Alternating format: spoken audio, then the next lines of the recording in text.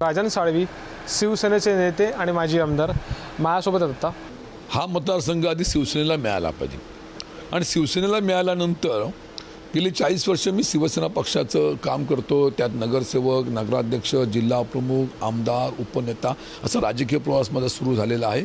आणि आज पराभूत झाल्यानंतर एकनाथ शिंदे साहेबांनी माझ्यावरती धाराशिव जिल्ह्याची जबाबदारी दिली, त्यानंतर अकोला लोकसभा मतदारसंघ जबाबदारी दिली। मी पक्षाला अपेक्षित काम मी ह्या संपूर्ण मराठवाडा विदर्भामध्ये करतोय आणि अशा परिस्थितीमध्ये मला ह्या संपूर्ण मतदारसंघाचा अभ्यास आहे।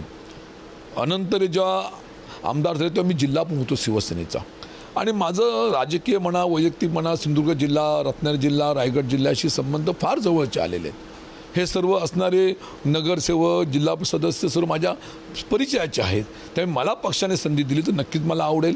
त्याच्या पलीकडे जाऊन पक्षाचे मुख्य नेते एकनाथ शिंदे साहेब जो आदेश देतील, जो निर्णय देतील, त्याचा आदेश पालन करणं माझं कर्तव्य राहील। तुम्ही इच्छुक आहात थोडक्यात? आता इच्छुक राहण्यासारखं काय लपवण्यासारखं सांगा? इच्छुक राहणं हे माझं म्हणणं गैर नाही आहे, इच्छा व्यक्त करणं हेही गैर नाही आहे, परंतु आदेश जो येईल एकनाथ शिंदे साहेबांचा त्याचं पालन करणारा मी एक शिवसैनिक आहे। कॅमेरामन महबूब शेखसह अमोल मोरे, एबीपी माझा, रत्नागिरी।